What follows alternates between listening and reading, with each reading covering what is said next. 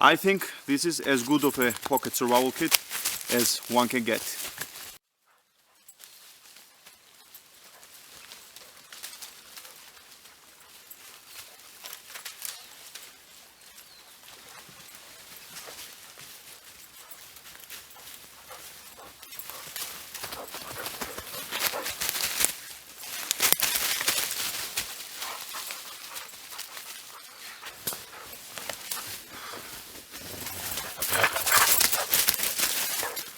Hello everyone, this is Nick from HFSS Survival School, and today I want to show you my pocket survival kit. So first up, when you open it, are the two first aid items that you might need: some sanitizing wet wipes and some non-stick pads to cover your wounds with. The main idea behind this kit is that you can fall into a survival situation quite easy. It may not be even a survival situation, it may just be late to get back home and you don't want to walk in the woods in the dark to not get lost. So there are all of the basics covered, and I really think that this is the most complete pocket survival kit, and as far as a pocket survival kit as it can go. I have more than a few fire starting options. First up is this small ferro rod. This small fire still has its own striker. It's not a bad fire still for its size. Next fire starting option is this magnesium bar with a ferro rod and a small cutoff of a hacksaw blade. Obviously, every one of you has used this kind of magnesium fire starters. You scrape off the magnesium, you collect a bunch, and then you strike it with the ferro rod. Next up are these long-lasting matches. These long-lasting fire starters are a very good thing to use. You just strike it basically on anywhere. These are strike anywhere matches, or if yours are not, you also need to have the paper to strike it on.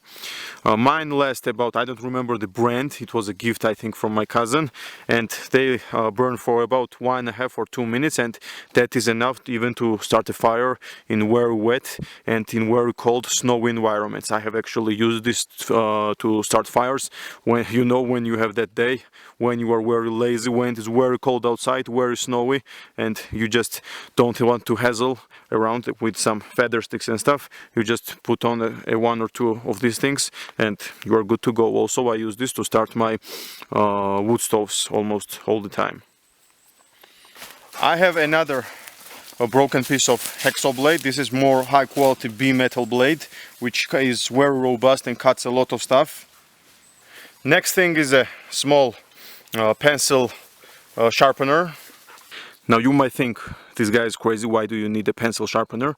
Well, it is a very small item to carry, it doesn't weigh anything, it doesn't ask you food or something, so it is very good to make very fine shavings which catch the ferro rod sparks very easy. It's always a little bit harder to start, but you get the idea. You get the proper size stick and you get very fine shavings, and these things catch the ferro rod spark very easy. The blade that I chose to take with me is this Victorinox A-Lox. A Swiss Army knife doesn't need my introduction, all of you know it, and the A-Lox models are my favorite because they are even more robust. Mine has a 2-blade option. Ideally this would be a bushcrafter or a farmer with a small saw, and I think it has an awl, the farmer.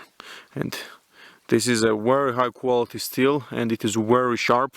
And because it has 2 blades, it is multi-purpose. For example, this bigger blade can be your user blade and this smaller blade can be your food preparing and food eating blade, or however you want it. This can be used for small detail work, this can be used for bigger stuff. Since we have 2 blades and we need some kind of maintenance, I thought I would throw in this pocket sharpener. Obviously this won't give you mirror sharp edges, but it will fix any kind of nicks, any kind of damaged blade with this very rough carbide part, and then you do it with the ceramic. It also have this diamond rod, which can be used to make very fine shavings from fat wood or sharpen serrated blades. I also threw in a small sewing kit. It has some threads, some buttons, needles, and the dog will tip over the camera now. Of course, obviously some of you may think, why do you need a sewing kit? But it really doesn't have to be a survival situation. You may just need to repair your piece of clothing, or it may be a difference between getting a sore neck or not by adding a button on your shirt on top to protect your neck in the cold. I also have a small roll of duct tape. Now I won't get into much details where and why you may need some duct tape. It is very good for fixing stuff, for making stuff, for example a spear to attach your knife on a stick, and you may find lots and lots of uses on duct tape online. I have a small pencil. You never know when you may need to make notes or when you may need to mark something, etc, etc, and a small piece of wood, which both of them have different kind of fishing lines. This is thinner, this is thicker. I also put this float, which is actually handmade. Here's the float in more details. This is at least 20 years old when my mentor made it. Then he passed it to me. You can make something like this as well. It is covered with some kind of thread on the bottom, and then it is covered with some nail varnish.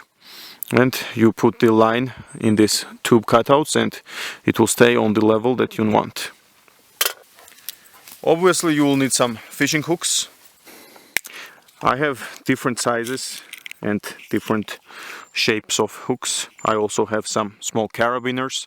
I also have some weights. With this fishing kit I can make a lot of kind of setups, and I can catch even small or big fish. It doesn't matter. I'm pretty sure that this kit covers a lot. Obviously fishing methods and fishes vary depending on where you live. This is the method we generally use to fish over here. We use floats, small weights and some hooks, and you attach the line on a stick and you are good to go. And the last item is this, well actually not the last item is the container itself, but the item inside the container is this Sawyer mini water filter along with its small container to carry water with it. Now this is a mountain stream and it doesn't need any kind of purification. I don't do any kind of purification generally, but I'll still do it to show you how it's done. Obviously this is very easy and doesn't need my introduction because all of you probably have it or have used or have seen one, but still it just goes on. It has a standard head, goes on a water bottle very easy. This is very good container. It holds I think half liter of water. Don't take my word on that, I don't know exactly, but it takes good amount of water, and you just squeeze it out. You take off the lid and just like that you squeeze it out and clean water comes out.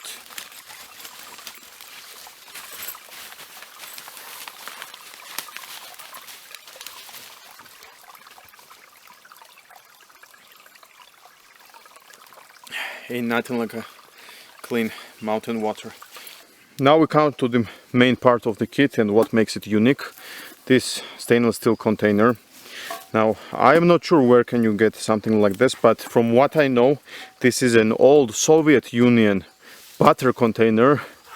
Talking about butter containers, they were valuing their butter very high since they had this kind of secure, robust containers for them. I'm sure if you look around enough on the internet, you'll find something similar to this. Now, it has two locking levers here. It locks very secure, and when it opens up, here is the stainless steel container with its lid. Now you can put some rubber around the edge here, and that way this will be waterproof as well, but I'm not putting rubber on mine because I may be using this as a pan, as a frying pan. Obviously I won't now start going in all of the details in where or why may this kind of container may come in handy. Obviously it has a lot of uses, and it is very hard to replace this with something in the woods, and you know how important it is to have some kind of way to boil water and cook food in it. Obviously we have the water filter, but in some cases just filtering the water may not be enough. You can filter the water and then boil it so that you kill all of the bacteria. And that pretty much sums up my pocket survival kit. Now I'm wearing some 511 Tech Light Pro pants. This has small cargo pockets, so it does fit in the cargo pocket, but the lid doesn't close all the way. The flap doesn't close all the way. It fits in the back pocket. Now all my life I have been wearing some military surplus BDUs, and those have some enormous cargo pockets, and two kits like this would fit in just one pocket of that. And obviously many pants have larger pockets, cargo pockets than this, and it will fit in that. Obviously you may not need this kind of survival kit in your situation or in your location, but I adopted this for me, for myself, and for my needs.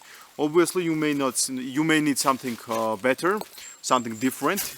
You may have some better ideas and you may have a better kit, and if so, please share it down in the comments below what advices you can give me, or maybe links to your survival kits. And Rock over here brought me a stick and sat down, so of course I would be very guilty if I didn't throw for him. And there she goes, the Flying Dutchman. So thank you very much for watching. If you like this video, please give it a thumbs up, subscribe to more awesome videos, and click that bell icon to get notified whenever I post, because I'm sure YouTube won't be recommending my videos. With a few words, I have not been able to film for a very long time. I have been very busy with my custom orders. Link will be down in the description to my Etsy shop, also on my Instagram. You can follow me there as well. I have made a separate Instagram account for my custom stuff, and you can check that out. And obviously summer is not my favorite trip. I try to go in our secret shelter to do some work there in early summer, but the mosquitoes were just killing me, man. They were just, I could not stay there. They were doing so much, they were biting me so bad. So even the repellent was not helping. So I was waiting for the weather to get cool. What's wrong? The dog is eating a stick. I don't know what with it. So I will be continuing the shelter building. I have some crazy cool ideas for that this fall. Now at last I am in the mountains for 2 weeks, or maybe 10 days, something like that, and I will be doing more filming here. So make sure to stay safe in these bad times. Make sure to get as much knowledge as you can and get as prepared as you can, as I don't see this situation getting any better. It will just get worse. So good luck to you.